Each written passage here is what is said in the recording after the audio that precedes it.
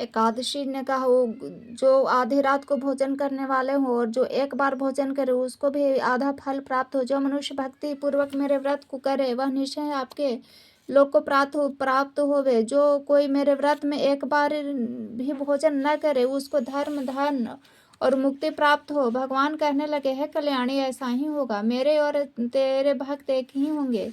वे अंत में सिद्धि को प्राप्त करके मेरे लोक को प्राप्त होंगे। क्योंकि तू एकादशियों को उत्पन्न हुई है अतः तेरा नाम एकादशी ही होगा। तुम मुझको सब तिथियों से प्रिय हो, इस कारण तुम्हारे व्रत का फल सब तीर्थों से भी अधिक फल देने वाला होगा।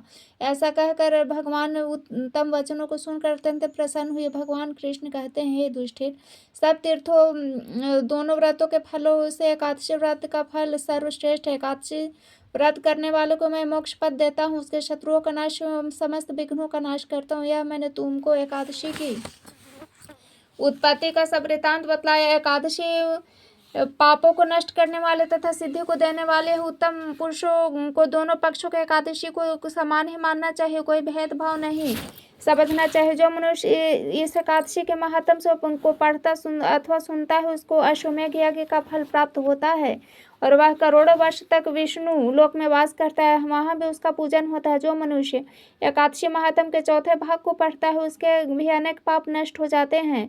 विष्णु धर्म के बराबर दूसरा कोई धर्म नहीं है और एकादशी व्रत के समान कोई दूसरा व्रत नहीं। मार्गशीर्ष शुक्ल एकादशी व्रत कहता। युधिष्ठिर ने कहा कि हे भगवान, आप तीनों लोक के स्वामी, सबको सुख देने वाले और जगत के पति हैं, इस कारण मैं आपको नमस्कार करता हूँ। हे देव, आप सबके हितैषी हैं, इसलिए मेरे इस संशय को दूर कीजिए कि मार्गशीर्ष एकादशी का क्या नाम है, उस दिन कौन से देवता की पूजा की जाती है और उसकी विधि क्या है। भगवान कृपया आप मेरे प्रश्नों का विस्तार पूर्वक समाधान कीजिए। यह सुनकर भक्त वत्सल श्री कृष्ण जी कहने लगे, धर्मराज, तुमने बड़ा उत्तम प्रश्न किया है। इसके सुनने से आपका यश संसार में फैलेगा। जो आप सुनिए। मार्गशीर्ष शुक्ल एकादशी अनेक पापों को नाश करने वाले, इसका नाम मोक्षदा एकादशी है। इस दिन दामोदर भगवान के धूप दीप नैवेद्य आदि से भक्ति पूर्वक पूजा करनी चाहिए। अब इस विषय में एक पुराणों की कथा तुमसे कहता हूँ। इस एकादशी के व्रत के प्रभाव से नरक में गए हुए माता पिता पुत्र आदि को स्वर्ग की प्राप्ति हो जाती है। कथा आप ध्यान पूर्वक सुनिए। गोकुल नाम के नगर में वैशानक नाम का राजा राज्य करता था। उसके राज्य में चारों वेद का ज्ञाता ब्राह्मण रहते थे। वह राजा अपनी प्रजा का पुत्रवत पालन करता था। एक समय रात्रि को सोते हुए राजा ने एक स्वप्न देखा कि उसका पिता नरक में पड़ा है। उसको स्वप्न का बड़ा आश्चर्य हुआ। अतः प्रातः होते ही वह विद्वान ब्राह्मणों के पास जाकर अपने स्वप्न का कथा कहने लगा कि मैंने अपने पिता को नरक में पड़ा हुआ देखा है और उन्होंने मुझसे कहा है कि हे पुत्र, मैं नरक में पड़ा हूँ, यहाँ से तुम किसी प्रकार मेरी मुक्ति करो। जब से मैंने उनके वचन सुने हैं मेरे चित्त में बड़ी अशांति हो रही है। मुझे इस राज धन पुत्र स्त्री हाथी घोड़े आदि में कुछ भी सुख प्रतीत नहीं होता। अब मैं क्या करूं, कहाँ जाऊं?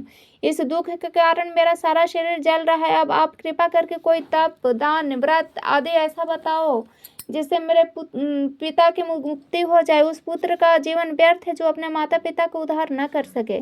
एक उत्तम पुत्र तो अपने माता पिता तथा पूर्वजों का उद्धार करता हुआ हजार मूर्ख पुत्रों से अच्छा है। जैसे एक चंद्रमा सारे जगत में प्रकाश कर देता है परंतु हजारे तारे नहीं कर पाते। राजा के ऐसे वचन सुनकर ब्राह्मण कहने लगे कि हे राजन, यहाँ पास ही भूत भविष्य वर्तमान के ज्ञाता एक पर्वत ऋषि का आश्रम है। आपके प्रश्नों का उत्तर वे भली भांति दे सकते हैं। ऐसा कहकर राजा मुनि के आश्रम में गए। उस आश्रम में अनेकों शांत चित्त योगी मुनि तपस्या कर रहे थे। उसी जगह चारों वेदों के ज्ञाता साक्षात ब्रह्मा के समान पर्वत मुनि बैठे थे। राजा ने वहां जाकर उनको साष्टांग प्रणाम किया। पर्वत मुनि ने राजा से सांगोपांग कुशल पूछी। राजा ने कहा कि महाराज, आपकी कृपा से मेरे राज्य में सब कुशल है परंतु अकस्मात एक विघ्न आ गया जिससे मेरे चित्त में अत्यंत शांति आ रही है। ऐसा सुनकर पर्वत मुनि ने एक क्षण के लिए अपने आंखें बंद कर ली और भूत भविष्य को विचारने लगे। फिर बोले, राजन, मैंने अपने योग के बल से तुम्हारे पिता का सब कुकर्मों को जान लिया।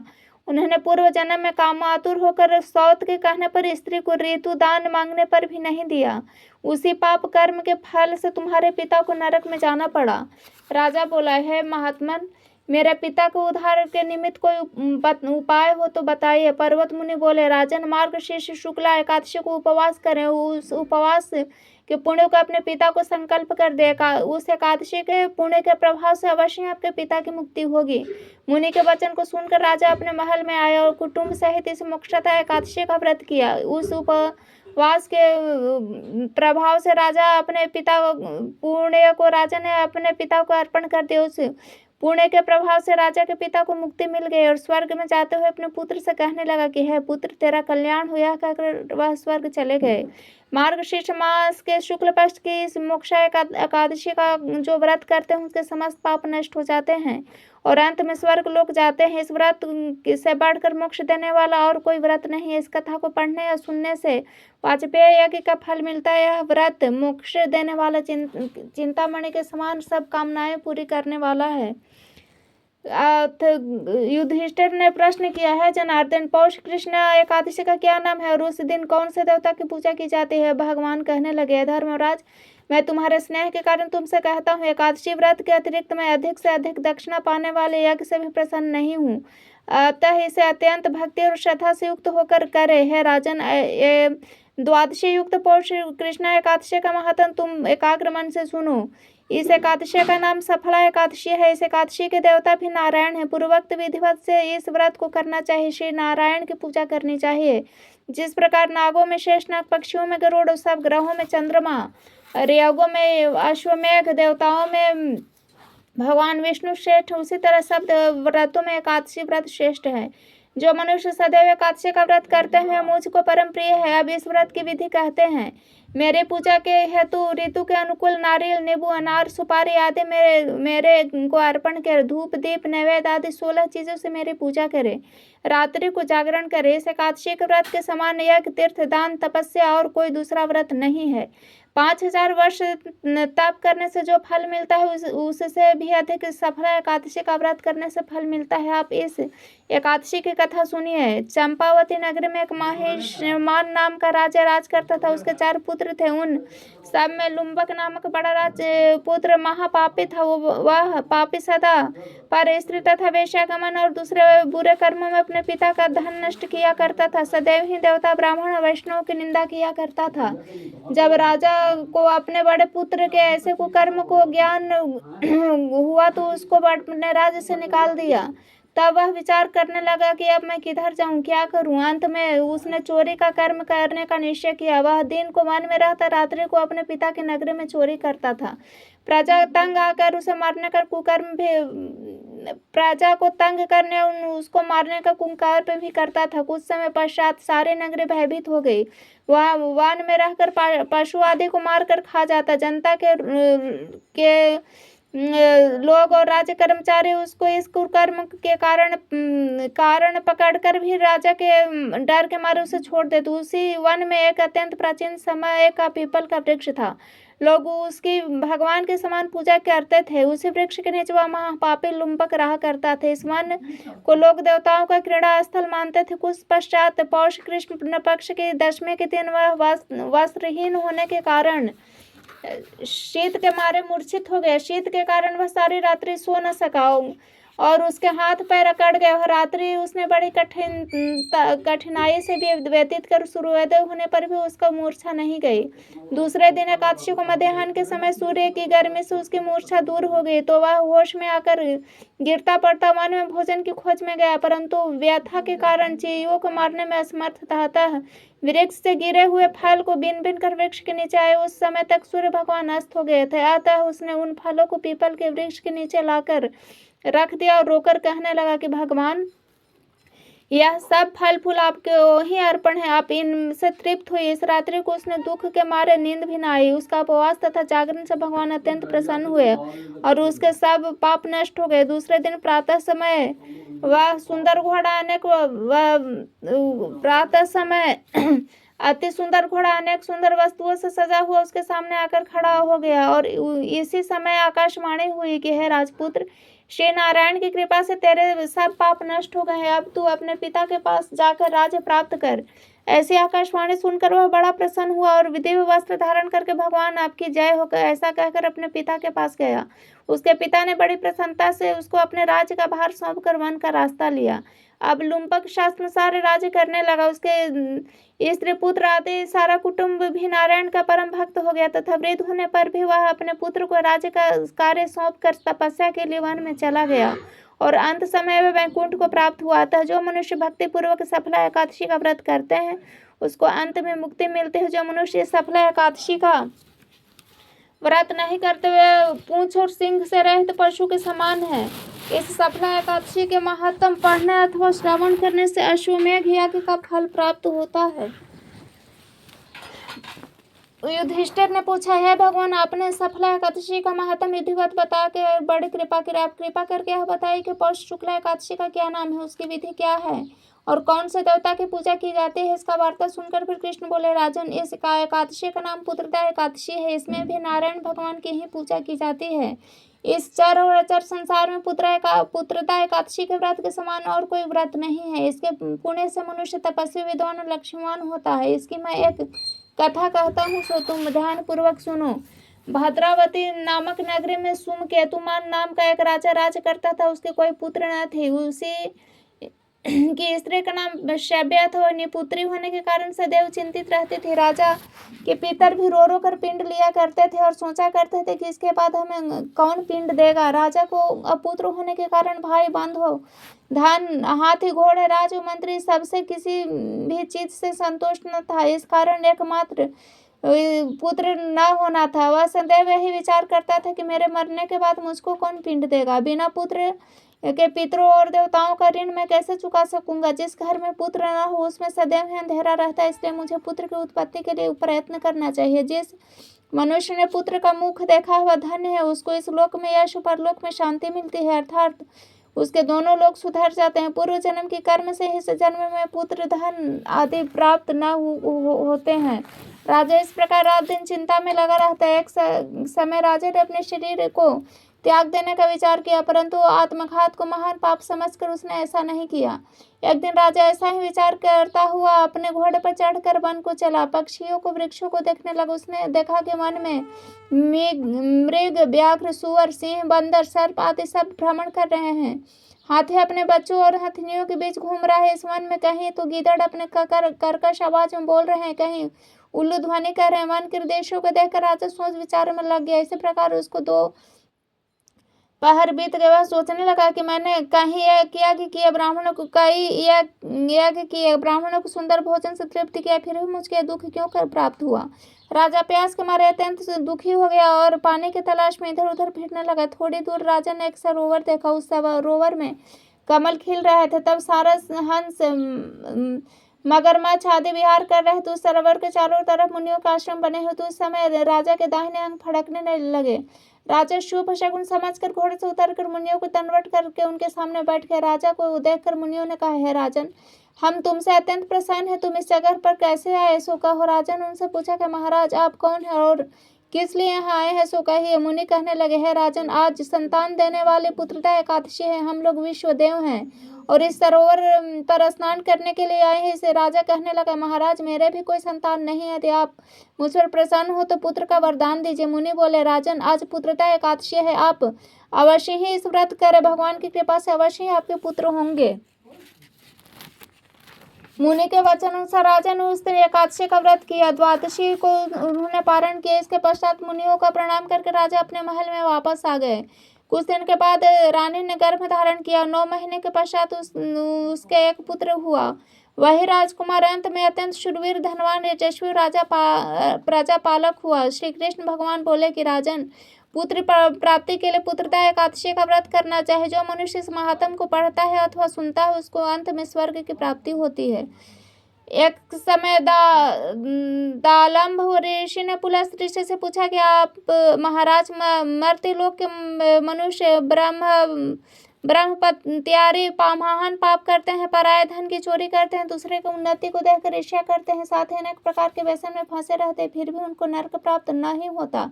इसका क्या कारण है? वह न जाने कौन सा दान पुण्य करते हैं जिससे उसके पाप नष्ट हो जाते हैं। यह सब कृपा पूर्वक आप कहिए। पुलस्त्य मुनि कहने लगे, हे महाभाग, आपने मुझसे अत्यंत गंभीर प्रश्न पूछा। इससे संसार के जीवों का अत्यंत भला हो गया। इस भेद को ब्रह्मा, विष्णु, रुद्र तथा इंद्र आदि भी नहीं जानते, परंतु मैं आपको यह गुप्त रहस्य अवश्य बताऊंगा। माघ मास के लगते ही मनुष्य को स्नान आदि करके शुद्ध रहना चाहिए और इंद्रियों को वश में करके तथा काम, क्रोध, लोभ, मोह, अहंकार, ईर्ष्या, अभिमान आदि को त्याग कर भगवान का स्मरण करना चाहिए। पुष्प नक्षत्र के गोबर, कपास, तिल मिलाकर उसके कंडे बनाने चाहिए। उस कंडों में से 108 बार हवन करना चाहिए। उस दिन मूल नक्षत्र हो और एकादशी तिथि हो तो अच्छे पुण्य देने वाले नियमों को ग्रहण कर स्नान आदि करके नित्य क्रिया से निवृत्त होकर सब देवताओं के देव श्री भगवान का पूजन करे, एकादशी का व्रत करे, रात्रि को जागरण करना चाहिए।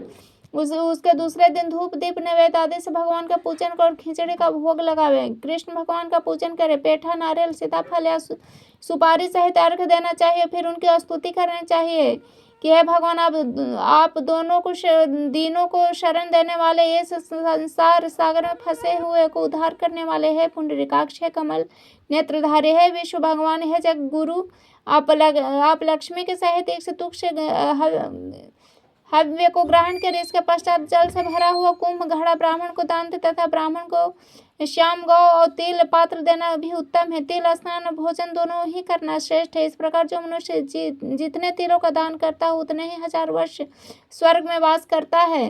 तिल स्नान, तिल का उपटन, तिल का हवन, तिल का जल, तिल का भोजन और तिलों का ही दान, इस 6 प्रकार का प्रयोग होने के कारण यह षटतिला एकादशी कहलाती है। इसके अनेक प्रकार के पाप नरकों को प्राप्त होते हैं। इसकी कथा कहकर पुलस्त्य ऋषि कहने लगे, अब इस षटतिला एकादशी की कथा तुमसे कहता हूँ। एक समय नारद जी ने भगवान श्री विष्णु से ही प्रश्न किया था और भगवान ने ही षटतिला एकादशी का महात्म नारद जी से कहा, सो मैं उसे कहता हूँ। नारद जी कहने लगे, भगवान षटतिला एकादशी के क्या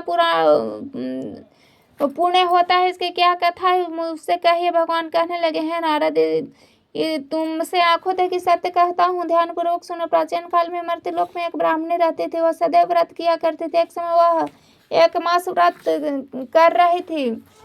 इससे उसका शरीर अत्यंत दुर्बल हो गया। यद्यपि वह अत्यंत बुद्धिमान थी,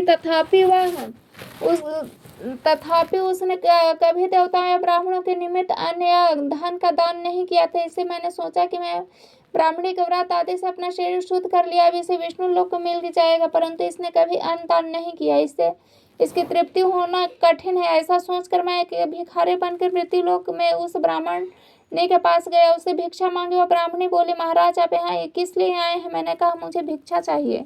इस पर वह एक मिट्टी का ढेले मेरे भिक्षा पात्र में डाल दिया। मैं उसे लेकर स्वर्ग लौट आया।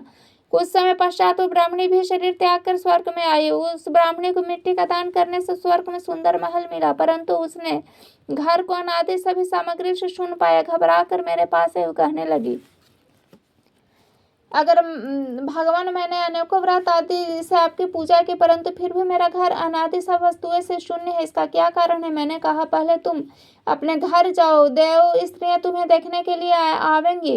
पहले उनसे षटतिला एकादशी का पुण्य और विधि सुन लो, तब द्वार खोलना। मेरे ऐसा वचन सुनकर वो अपने घर गई। सब देव स्त्री आई और द्वार खोलने के लिए कहा तो ब्राह्मणी बोली, मैं कि आप मुझे देखने के लिए आए हैं तो षटतिला एकादशी का महात्म कहिए। उनमें से एक दिव्य कन्या कहने लगी, मैं कहती हूँ। उस ब्राह्मणी ने षटतिला एकादशी का महात्म सुना तो फिर उन्हें द्वार खोला।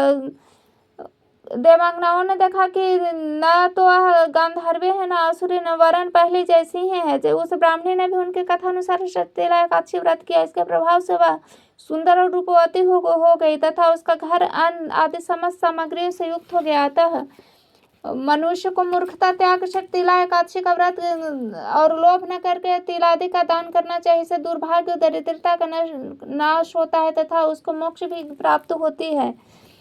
धर्मराज युधिष्ठिर बोले, भगवान आपने माँ के कृष्ण पक्ष की शक्तिला एकादशी के अत्यंत सुंदर वर्णन किया। आपने स्वतेज अंडे उद्मेद और जरायु को उत्पन्न पालन तथा नाश करने वाले, आप कृपा करके माँ शुक्ला एकादशी का क्या नाम है, व्रत की क्या विधि और कौन से देवता का पूजा किया जाता है, विस्तार पूर्वक कहिए।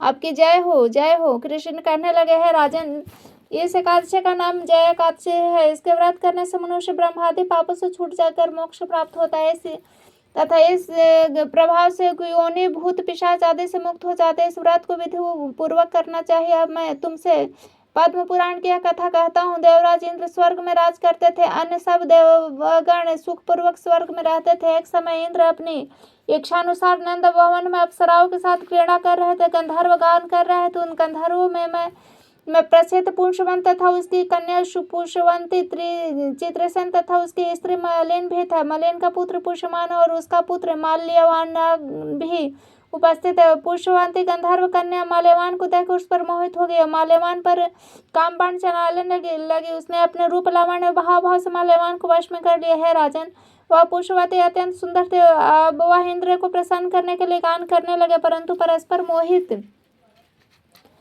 हो जाने के कारण उनका चित्त भ्रमित हो गया था।